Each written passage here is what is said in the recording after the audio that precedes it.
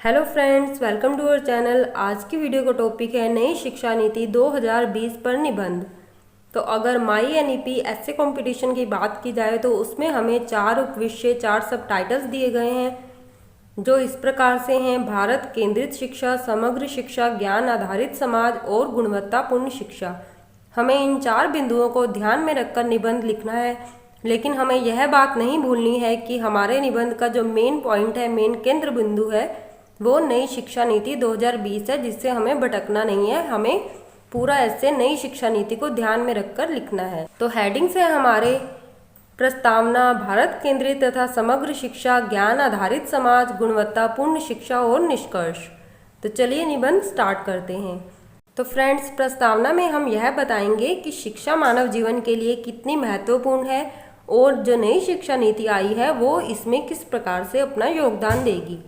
तो शुरू करते हैं। प्रस्तावना: शिक्षा पूर्ण मानव क्षमता को प्राप्त करने, एक न्याय संगत समाज और राष्ट्र के विकास हेतु मूलभूत आवश्यकता है।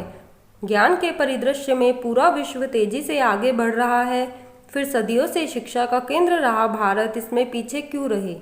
अतः नई शिक्षा नीति के तहत यह प्रावधान किया जा रहा है कि भारत में वर्तमान में जीडीपी के व्यय को 4% से बढ़ाकर 6% ले जाया जाए।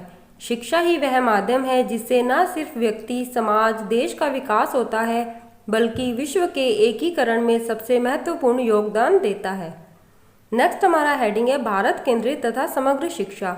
इसमें हम बताएंगे कि नई शिक्षा नीति किस प्रकार से भारत केंद्रित और समग्र शिक्षा में अपना योगदान देगी। भारत केंद्रित तथा समग्र शिक्षा 3 दशकों के अंतराल पर एक ऐसी शिक्षा नीति आई है जो अपने स्वरूप एवं अंतर्वस्तु में वस्तुतः राष्ट्रीय है। इसके अंतर्गत समग्र शिक्षा प्रणाली पर जोर दिया जाएगा जो प्री नर्सरी से कक्षा 12वीं तक के छात्रों के समग्र विकास पर केंद्रित होगी। इसके माध्यम से शिक्षा का स्तर सुधारने तथा तकनीकी इस्तेमाल बढ़ाकर विद्यार्थी और शिक्षकों को अधिक सशक्त बनाया जाएगा। ज्ञान आधारित समाज। तो इस हेडिंग में हमें यह लिखना है कि आज के समय में समाज को केवल डिग्री की नहीं बल्कि ज्ञान की ज़रूरत है और नई शिक्षा नीति की इसमें क्या भूमिका रहेगी। राष्ट्र और नागरिकों के सर्वांगीण विकास के लिए मात्र डिग्री ही नहीं बल्कि ज्ञान आधारित समाज की ज़रूरत है। नई शिक्षा नीति के अंतर्गत पाठ्य पुस्तक में लिखित पाठ्यक्रम के साथ विद्यार्थियों को व्यवहारिक ज्ञान और कुशलता आधारित शिक्षा दी जाएगी। नेक्स्ट हेडिंग है हमारा गुणवत्तापूर्ण शिक्षा। इसमें हमें बताना है कि नई शिक्षा नीति के अंतर्गत शैक्षणिक गुणवत्ता पर किस प्रकार से ध्यान दिया जाएगा। तो गुणवत्तापूर्ण शिक्षा तक सार्वभौमिक पहुंच ही भारत की सतत प्रगति और आर्थिक विकास की कुंजी है। गुणवत्तापूर्ण उच्च स्तरीय शिक्षा ही वह माध्यम है जिससे देश की समृद्ध प्रतिभा का सर्वोत्तम विकास और संवर्धन व्यक्ति, समाज, राष्ट्र और विश्व की भलाई के लिए किया जा सकता है।